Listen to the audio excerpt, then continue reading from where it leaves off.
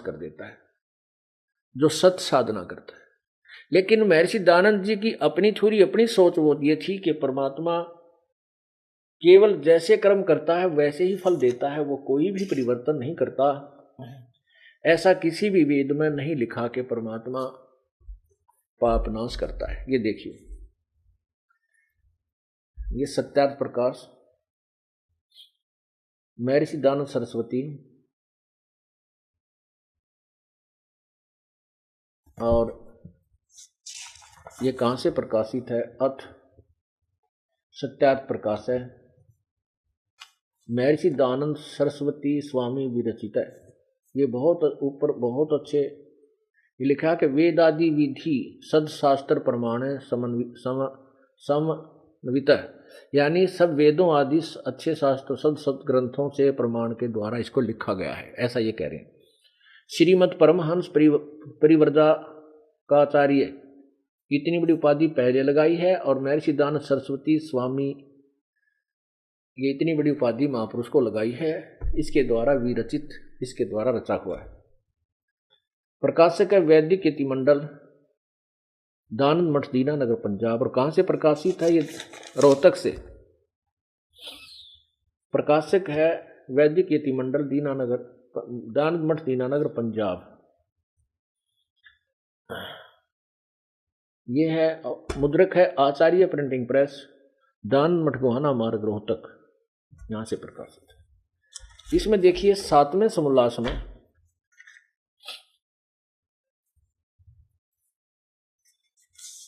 ये देखना 154 पृष्ठ पे सप्तम समोल्लास है, पृष्ठ 154 154। प्रश्न है कि ईश्वर साकार है व निराकार। प्रश्न है ईश्वर साकार है व निराकार। उत्तर महर्षि जी का निराकार। यहां प्रश्न, परमेश्वर अपनी स्तुति प्रार्थना, परमेश्वर की स्तुति प्रार्थना उपासना करनी चाहिए व नहीं? उत्तर स्वामी जी का करनी चाहिए। प्रश्न, क्या स्तुति आदि करने से ईश्वर अपना नियम छोड़कर स्तुति प्रार्थना करने वाले का पाप छुड़वा देगा? उत्तर नहीं। तो फिर स्तुति प्रार्थना क्यों करना? प्रश्नकर्ता कहता है फिर स्तुति प्रार्थना की आवश्यकता ही क्या है? उत्तर स्वामी जी का उनके करने का फल अन्य ही है। प्रश्नकर्ता कहता है क्या है? स्वामी जी का उत्तर है स्तुति से ईश्वर में प्रीति, उसके गुण कर्म स्वभाव से अपने गुण कर्म स्वभाव का सुधरना, और प्रार्थना से निरअभिमानता उत्साह और सहाय का मिलना, उपासना से परब्रह्म से मेल और उसका साक्षात्कार होना। अब देखो इस पृष्ठ पे तो लिख रहे हैं परमात्मा निराकार है, और यहां सिद्ध कर रहे हैं परमात्मा का साक्षात्कार होता है, परब्रह्म से मेल, उससे मिलन हो जाता है। पुण्यात्माओं, यदि कोई कहे कि दवाई औषधि खाने से रोग समाप्त नहीं होता, नष्ट नहीं होता, उससे केवल पहलवान बनते हैं, तो क्या वो वैध है? नहीं। यदि कोई कहे कि साबुन लगाने से, पानी और साबुन का प्रयोग करके कपड़े को स्वच्छ किया जा सकता है, उत्तर मिले कि नहीं, साबुन लगाने से कपड़ा का मैल नहीं नाश होता, अपितु कपड़ा मजबूत बन जाता है। क्या उस व्यक्ति ने कभी जीवन में साबुन प्रयोग किया है या देखा है? नहीं। यही परिभाषा, यही जो है थ्योरी, यही सिद्धांत, यही व्याख्या महर्षि दयानंद की है। ये कहते हैं कि परमात्मा पाप नहीं काट सकता, और इधर कह रहे हैं परमात्मा निराकार है, वहां साकार सिद्ध करेंगे, परब्रह्म से मेल, दो भगवान सिद्ध कर दिए।